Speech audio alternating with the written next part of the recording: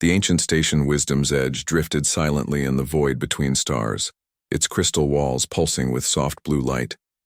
Deep inside its core chamber, 10 beings sat in a perfect circle, their forms barely visible through the shimmering energy fields that protected each species from the other's deadly atmospheres. They had not gathered like this for over 3,000 years. Elder Thane flexed his crystalline fingers, each movement creating tiny musical notes that rang through the chamber. His people, the Vorthak, had witnessed the birth and death of 50 civilizations. Today he feared they might witness the end of their own. The holographic display floating above the circle showed a small blue world on the galaxy's outer rim. Unremarkable, except for the data streams flowing beside it. The humans multiply faster than any species we have recorded, Thane said, his voice like wind chimes in a storm. In just 200 rotations, they have gone from throwing rocks to splitting atoms. Their population has exploded across their world like a plague. Elder Mira's gaseous form swirled in her containment field, colors shifting from calm blue to worried orange. Her people had mastered space travel when humans were still living in caves. The speed troubles me less than their nature, she whispered, her voice like distant thunder. Look at their history files. The display changed, showing scenes of human warfare throughout their timeline. Battlefields covered in bodies, cities burning, weapons growing more deadly with each passing century. Most disturbing were the numbers. Millions dead in single conflicts, yet humanity never stopped fighting.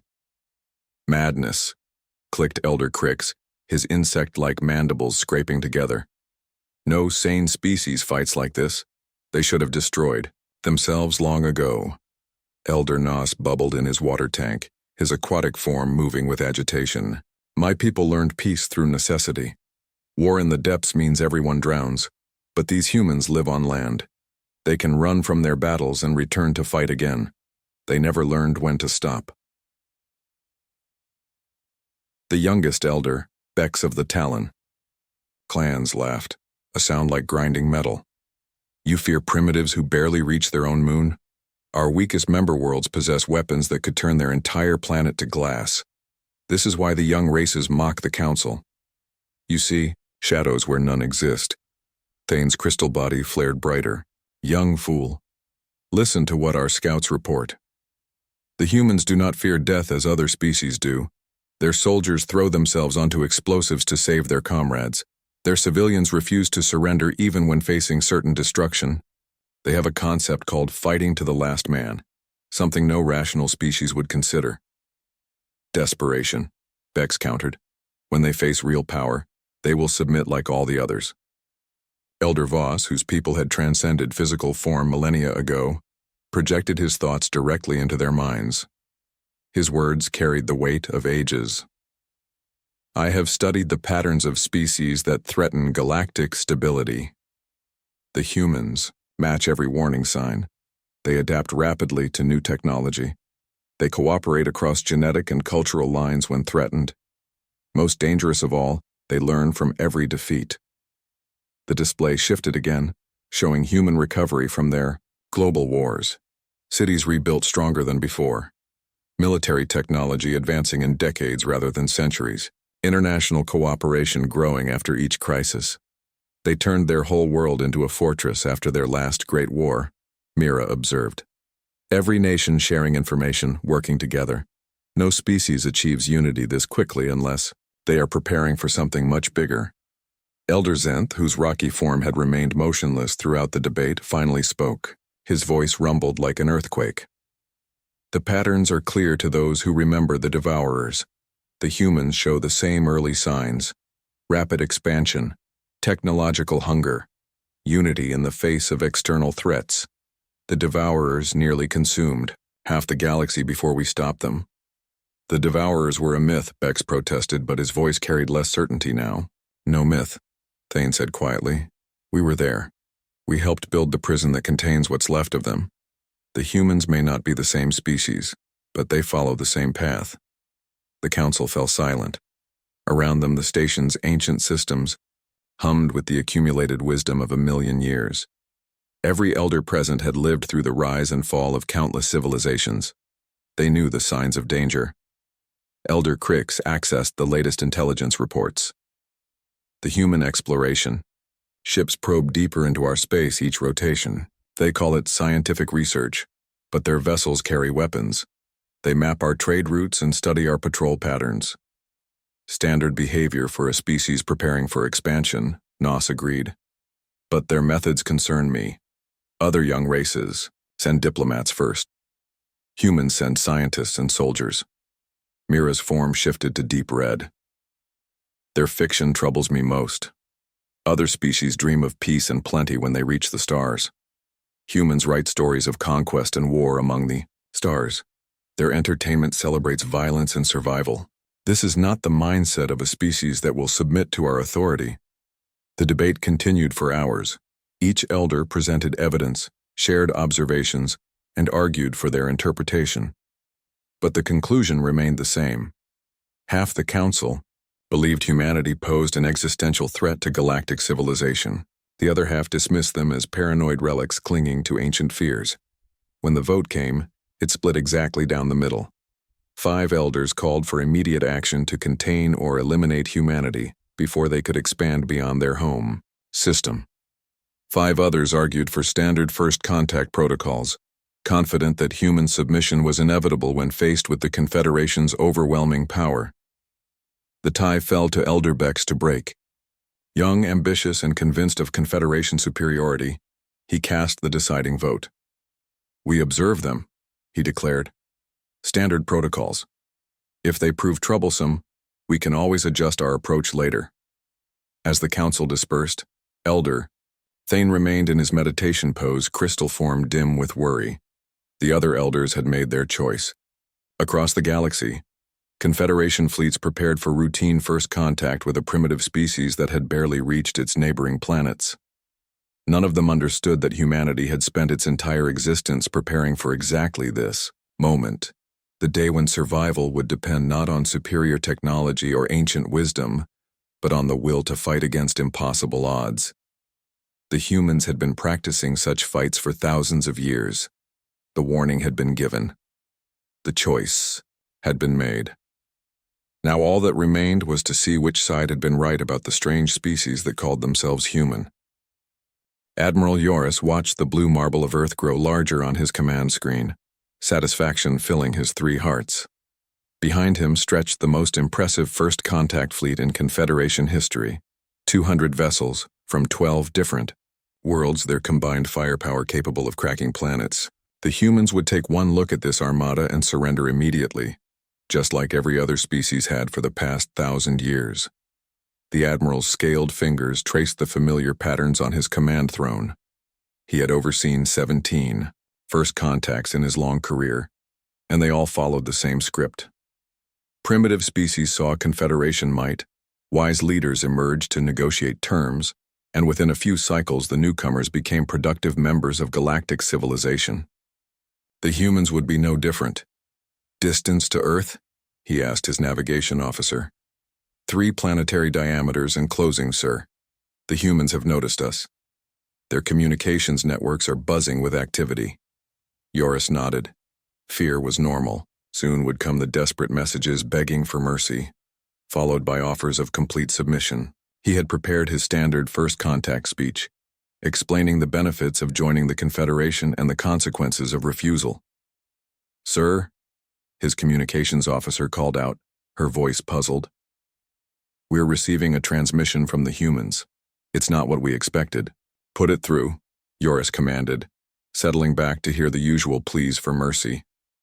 Instead, a human face appeared on the screen, middle-aged, stern, wearing what was clearly a military uniform. The being's eyes held no fear, only cold calculation. When it spoke, the voice was steady and calm. "This is Captain Riley of the Earth Defense Force. You have entered our territory without permission and refused to respond to our requests for identification. You have 30 minutes to explain your intentions, or we will consider your fleet a hostile force and act accordingly." Yoris blinked in surprise. This was not the script.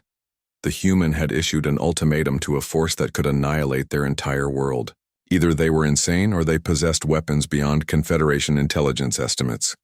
"Scan their vessels again," Yoris ordered. Full spectrum analysis. The results confirmed what they already knew.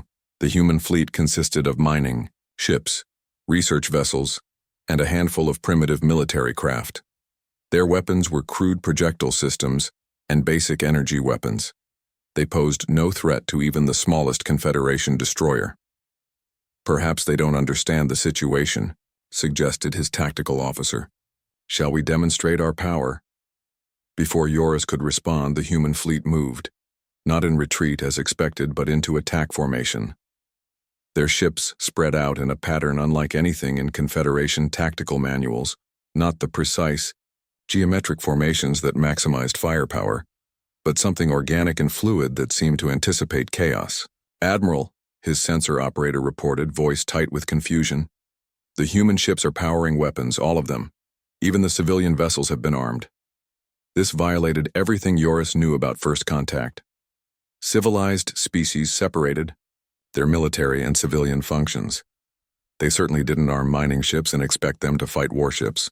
The humans were either completely insane or following some tactical doctrine that made no sense. The first shots came from the humans.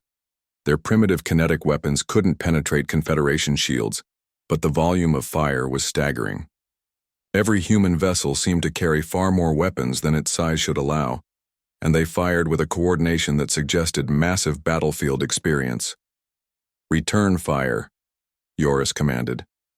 "Disable their weapon systems. Standard suppression protocols." The Confederation's response should have ended the battle in minutes.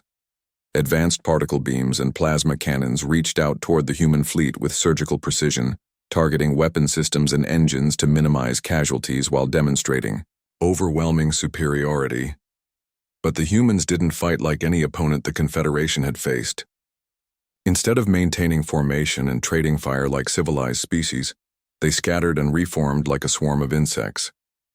Individual ships broke away to attack from unexpected angles. Others seemed to deliberately draw fire while their companions maneuvered for better shots. "Sir," his tactical officer reported, voice strained. "We've lost the destroyer Sharp Thought. The humans somehow overloaded its shields with concentrated fire from multiple vessels." Joris stared at the display in disbelief. No primitive species should be able to coordinate such attacks. The humans were using their ships like guided missiles, sacrificing smaller vessels to damage larger ones. 3 human mining ships had rammed themselves into Sharp Thought's hull after its shields failed, detonating their cargo holds in coordinated strikes. "These tactics are suicidal," his weapons officer protested. "They're throwing away their lives for minimal damage." But the damage was adding up.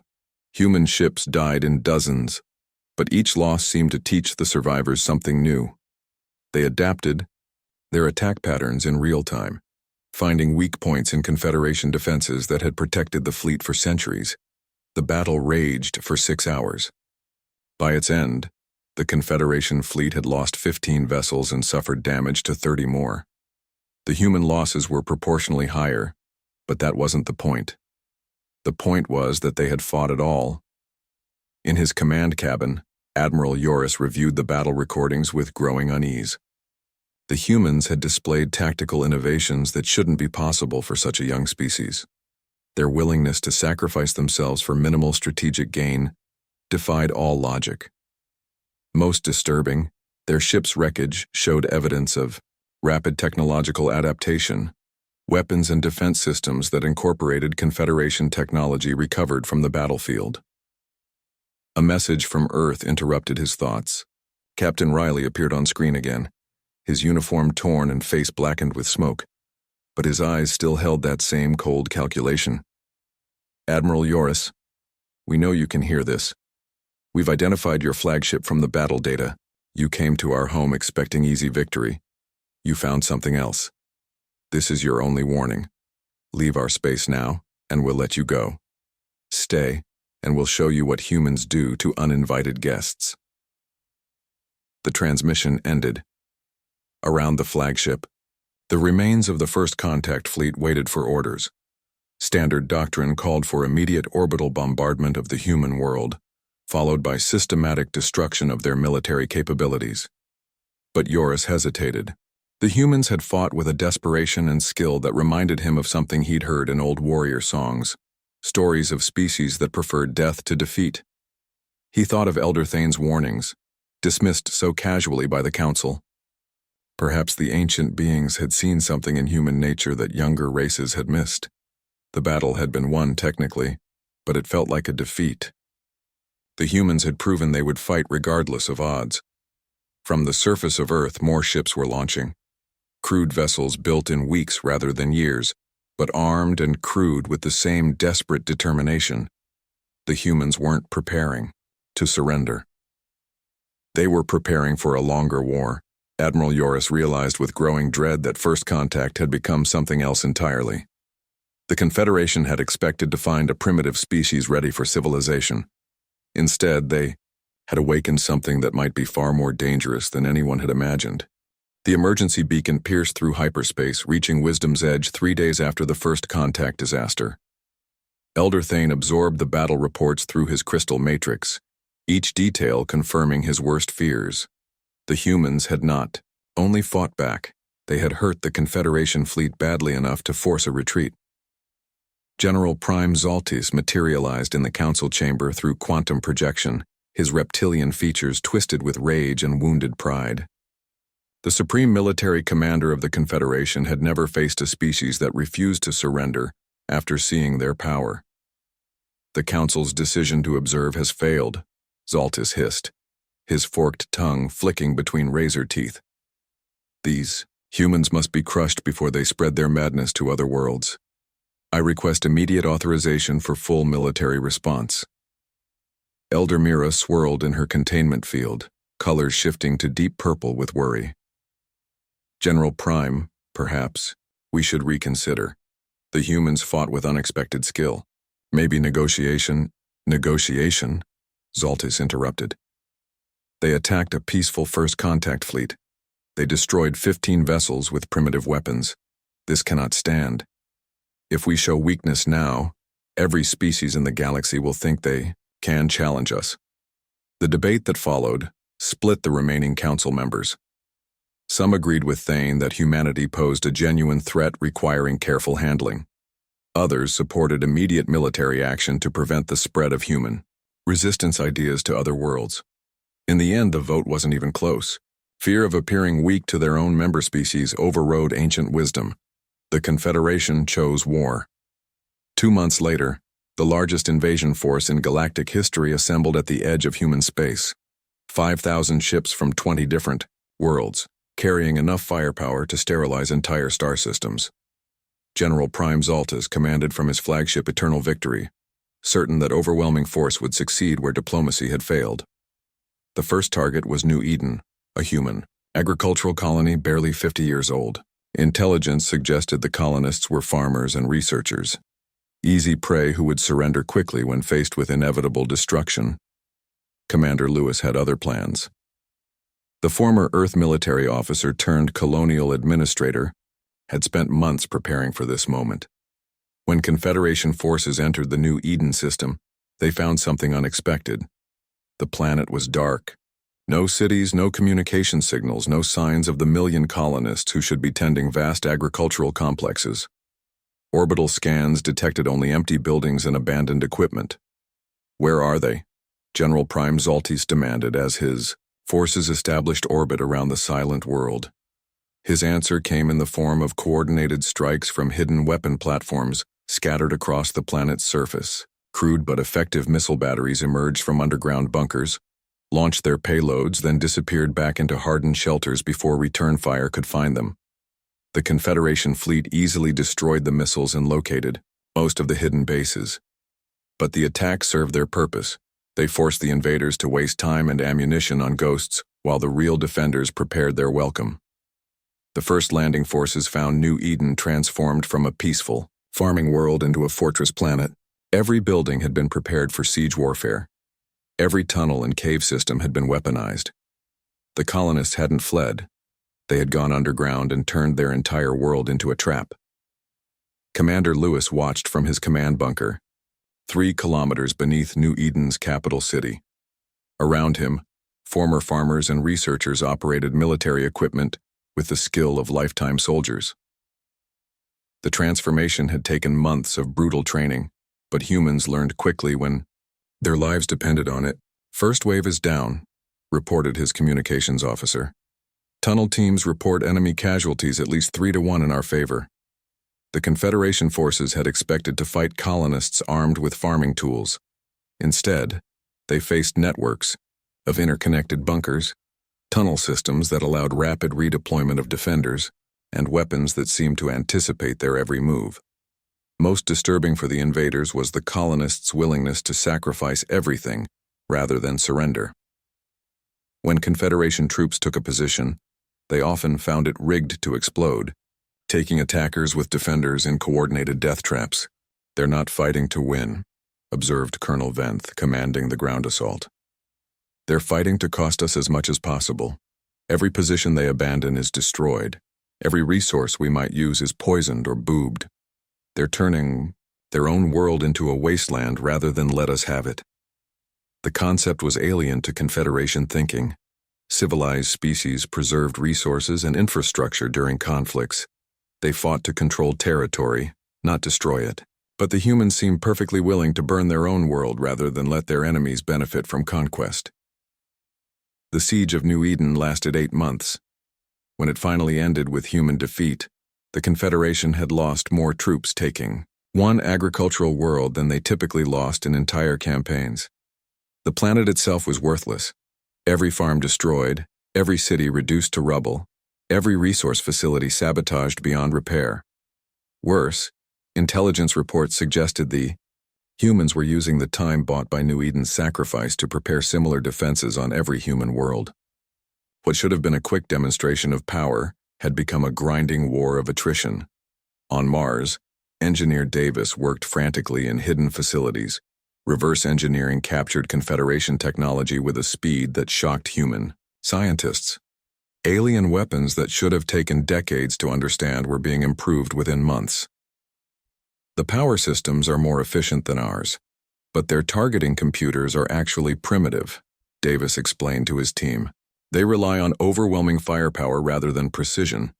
If we can match their energy output with better accuracy, we can compete. The first human ships equipped with hybrid technology launched from hidden bases throughout the solar system.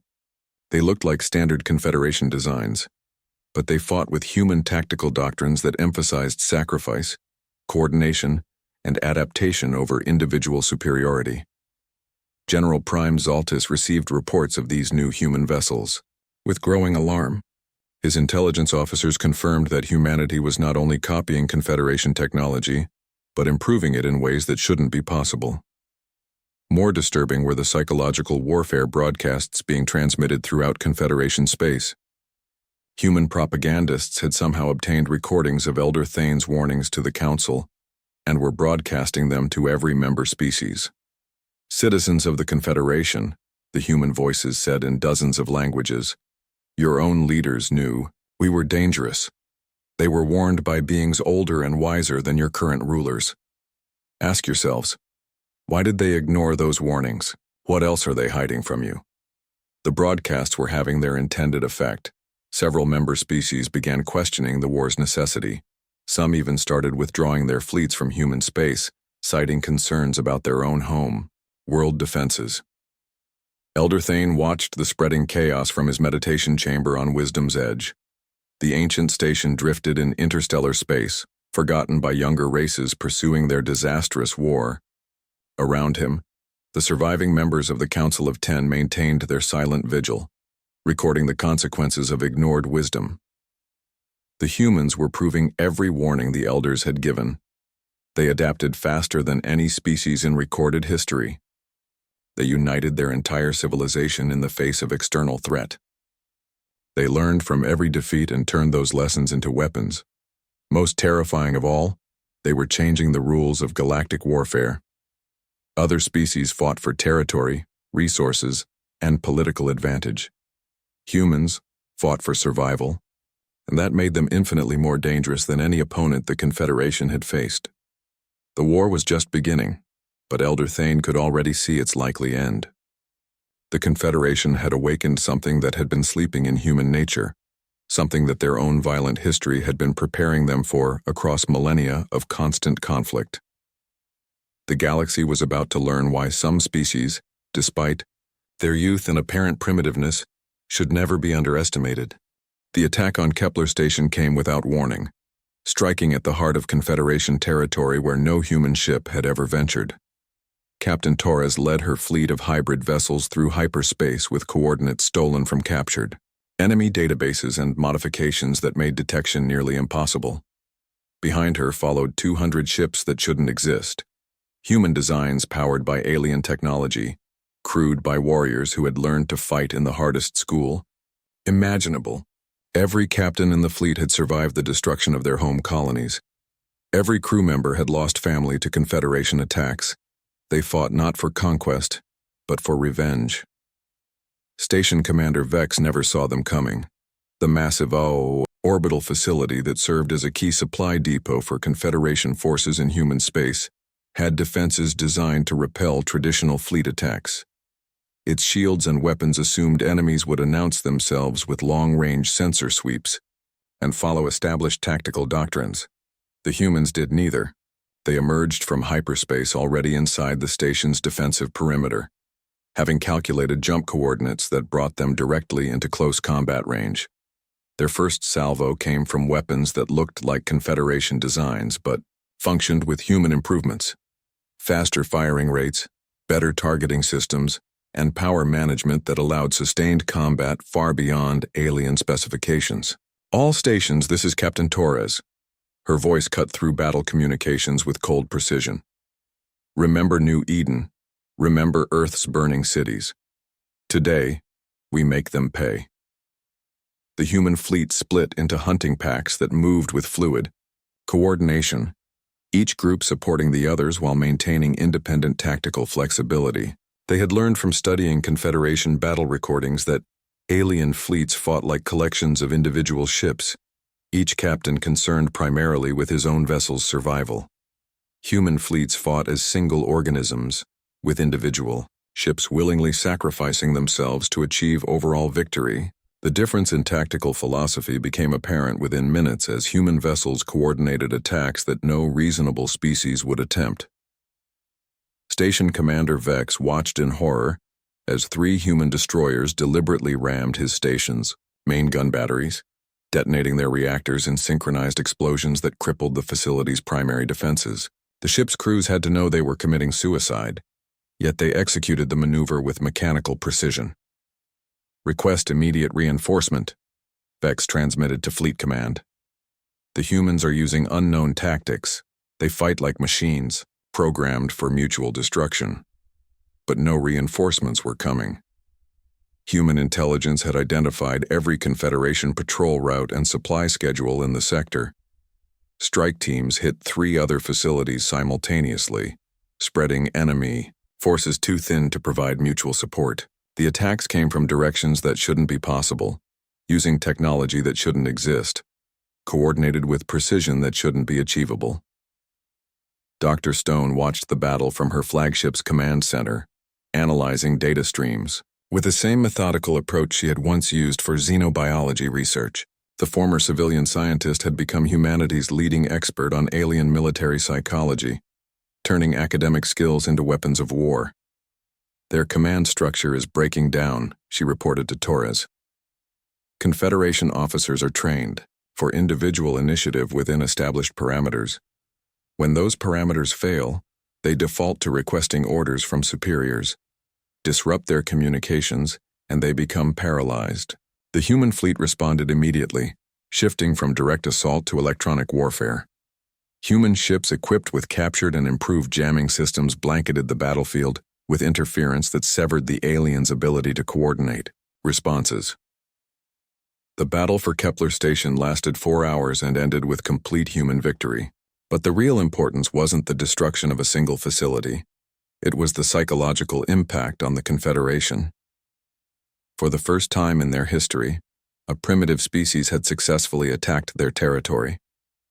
News of the defeat spread through Confederation space faster than official attempts to suppress it. Member species that had never questioned their leadership began asking uncomfortable questions about a war that was supposed to have ended months ago with easy victory.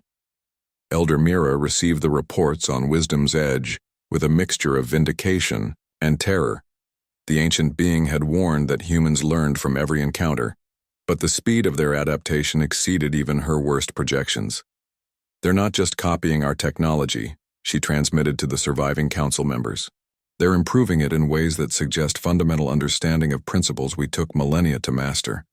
How is this possible?" The answer came from human prisoners captured during the battle.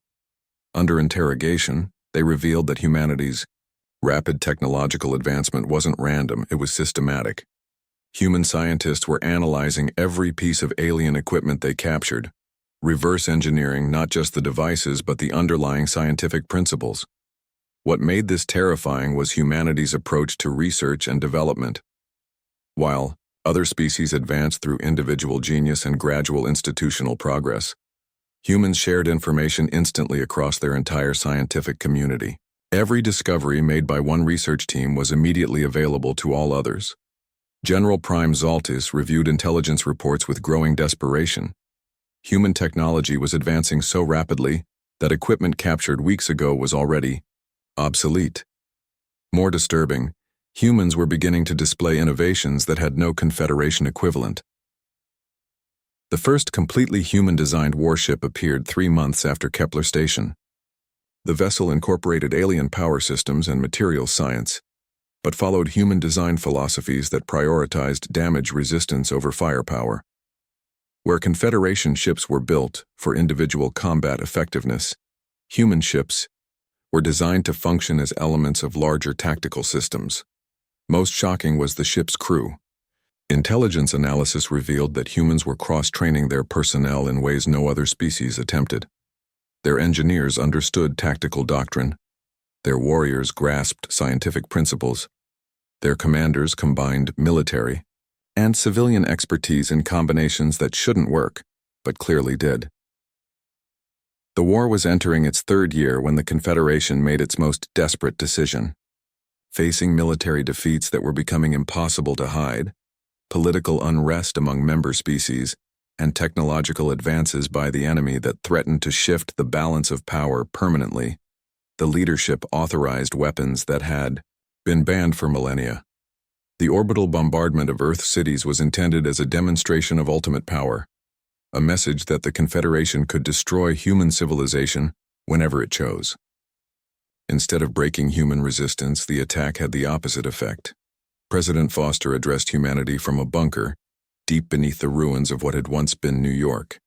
Her words were broadcast not just to human colonies but throughout Confederation space, carrying a message that chilled every species that heard it.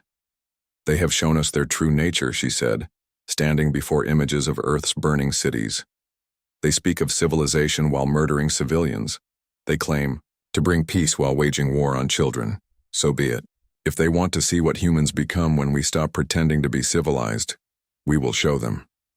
The concept of total war was unknown to most galactic civilizations.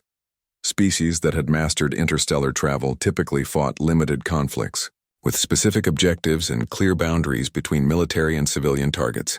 The idea of mobilizing an entire civilization for warfare was alien to beings who had forgotten their own violent origins. Humans had never forgotten. Their history was written in blood, every advancement paid for with conflict, every generation shaped by the necessity of survival through struggle. When the Confederation attacked Earth cities, they removed the last constraints that human civilization placed on itself. The transformation was visible within weeks. Human colonies that had maintained the pretense of civilian governance declared martial law. Research facilities shifted entirely to military production. Entertainment industries began producing propaganda designed to maintain morale and fighting spirit. Most terrifying for the Confederation was the psychological profile that emerged from intercepted human communications. The species that had seemed savage before now appeared to be embracing concepts that had no equivalent in civilized discourse. They spoke of victory or extinction as equally acceptable outcomes. They referenced historical examples of conflicts where humans had continued fighting even after their governments surrendered. Elder Thane observed these developments from his crystal meditation chamber with the sadness of one who had seen the pattern before. The humans were becoming exactly what he had feared, a species so committed to survival that they would sacrifice everything else to achieve it. The Confederation had started a war expecting quick victory against primitives. Instead, they had awakened something that might consume the entire galaxy before it could be stopped. Emperor Valdris stood in the ruins of what had once been the galaxy's greatest city, watching human shuttles land on the ceremonial plaza, where 1,000 generations of his ancestors had ruled the Confederation. The ancient towers that had touched, the clouds lay broken like the bones of giants, victims of a siege that had lasted only hours but felt like centuries. The signing ceremony took place aboard the human flagship Remembrance, a massive vessel that combined the best of captured alien technology with innovations that surpassed anything the Confederation had ever produced. President Foster waited in the conference room with the same calm demeanor she had shown throughout humanity's darkest hours. "Your Excellency," she said as Valdris entered, using the proper form of address despite her position as representative of the victorious power. "Thank you for coming."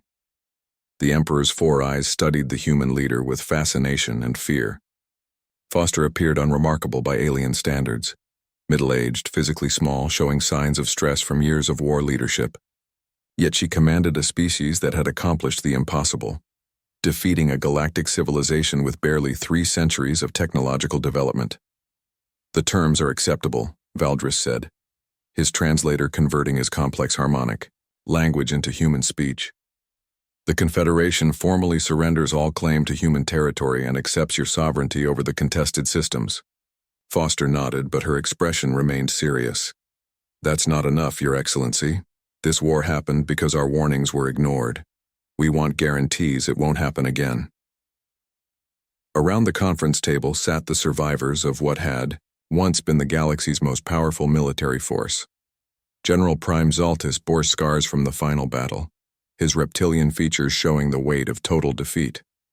Admiral Yoris, who had led that first disastrous contact mission, stared at his hands rather than meet human eyes.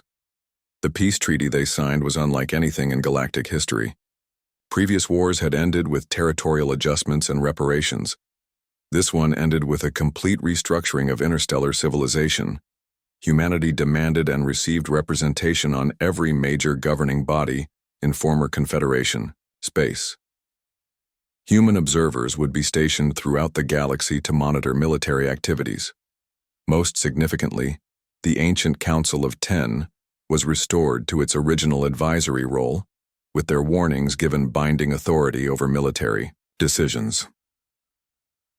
Elder Thane materialized in the conference room through quantum projection, his crystalline form dim with exhaustion and sorrow. The ancient being had watched the war unfold exactly as he had predicted, taking no satisfaction in being proven correct.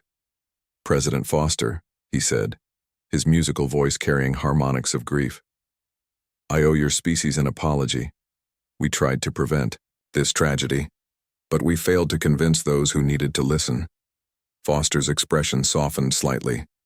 "Elder Thane, you did everything you could.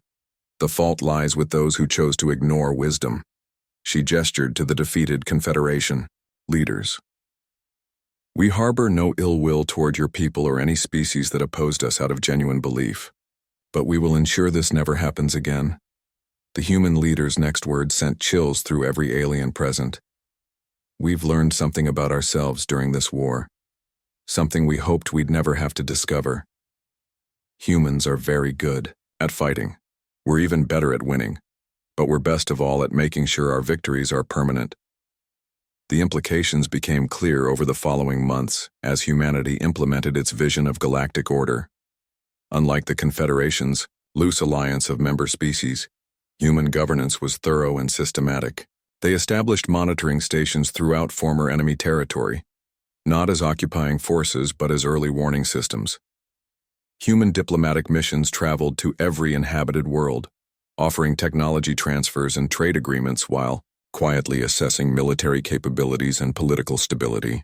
They were preparing not for conquest but for the prevention of future conflicts through overwhelming deterrence.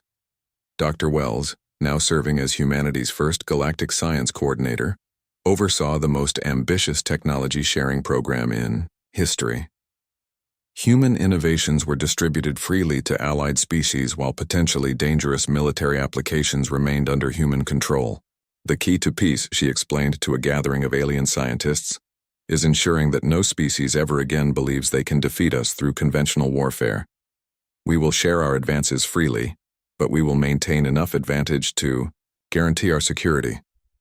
The transformation of galactic civilization proceeded rapidly. Human industrial techniques revolutionized manufacturing throughout former Confederation space. Human medical advances extended lifespans for dozens of species. Human educational methodologies improved learning efficiency for alien children. But beneath these peaceful developments lay an infrastructure of deterrence that made future wars nearly impossible. Human rapid response fleets could reach any system within days. Human intelligence networks monitored political developments across the galaxy. Human technology gave them advantages that other species couldn't match or counter. Commander Torres, now serving as head of galactic security, established protocols that seemed reasonable but contained hidden teeth. Trade agreements included clauses about military equipment transfers. Diplomatic missions came with security details that mapped every world they visited. Scientific exchanges provided humanity with detailed knowledge of alien capabilities. The results were visible within a single generation. Species that had once planned aggressive expansion found themselves unable to build the necessary infrastructure without human permission. Conflicts between alien worlds were resolved through human mediation before they could escalate to violence. Captain Riley, the officer who had first faced the Confederation fleet in Earth's defense, now commanded the Galactic Peace Enforcement Division. His ships patrolled trade routes that connected hundreds of worlds, their presence a gentle reminder of human capability and determination. "We learned something important during the war," Riley explained to a gathering of young alien officers at the Galactic Military Academy. "Peace isn't the absence of conflict. It's the presence of justice backed by strength. We provide both." The Academy itself represented humanity's long-term vision. Located on a neutral world between former enemies, it trained officers from every species in modern warfare, diplomacy, and crisis management. The curriculum emphasized cooperation and de-escalation, but every graduate understood the consequences of threatening galactic stability. Elder Mira visited the Academy during its first graduation ceremony, her gaseous form swirling with colors that indicated deep contemplation.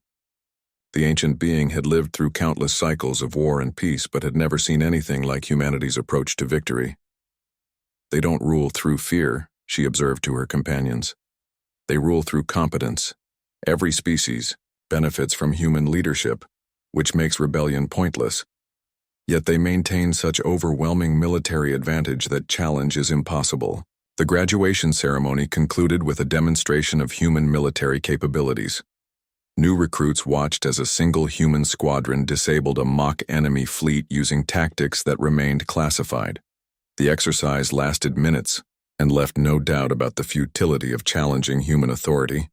Emperor Valdris attended the ceremony as an honored guest, his presence symbolizing the transformation from enemy to ally. In private conversation with President Foster, he expressed thoughts that many alien leaders shared but few would voice. "Your species terrifies us," he admitted. "Not because you're cruel, but because you're so effective. You ended a galactic war in less than 5 years. You rebuilt our civilization in less than 10.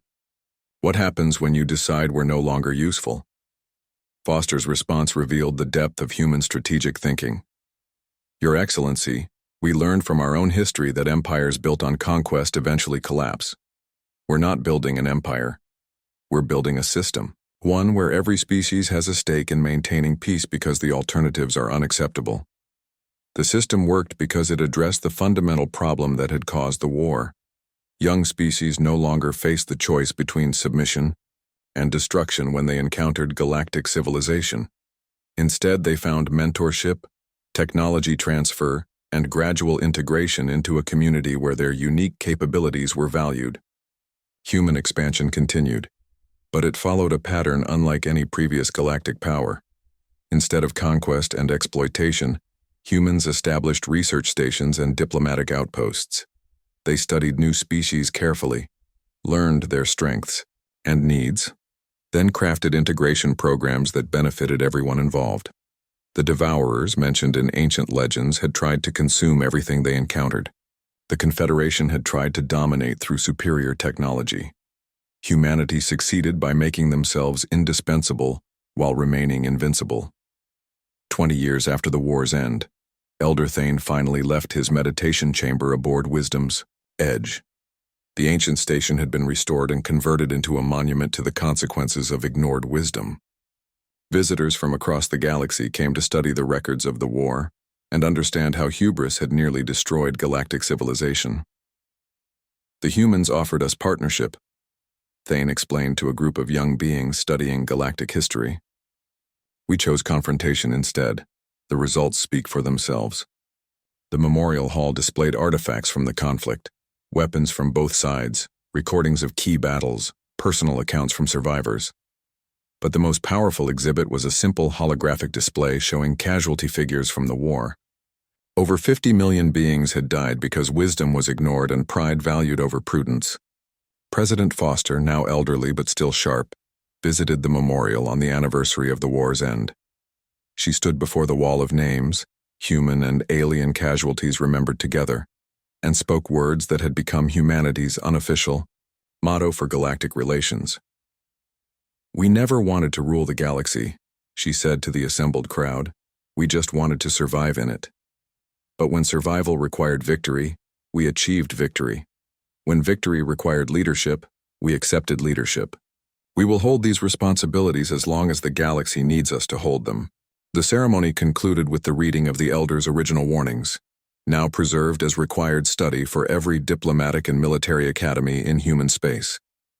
The ancient words served as a reminder that wisdom often comes from unexpected sources and should never be dismissed without careful consideration. As the crowds dispersed, Elder Thane approached President Foster with a question that had haunted him for decades. "Do you ever regret the necessity of what your species became?" Foster considered the question carefully before responding. "Elder Thane, we became what we needed to become to protect what we valued. We're not the same species that first looked up at the stars with wonder. War changed us. Victory changed us. Leadership is changing us still. But the alternative was extinction, and we chose to survive." The conversation ended there, but both beings understood the deeper truth. Humanity had not conquered the galaxy through superior technology or greater numbers. They had won because they possessed something that their enemies lacked: the will to transform themselves completely rather than accept defeat. The galaxy was peaceful now, prosperous and stable under human guidance. But every species remembered the lesson of the war. Some warnings should never be ignored. Some species should never be underestimated, and the price of wisdom ignored can be higher than anyone is prepared to pay. The 10 elders had tried to save 2 civilizations. In the end, they could only watch as the galaxy learned why ancient beings sometimes see farther than young ones, and why the voice of experience deserves respect even when it speaks uncomfortable truths.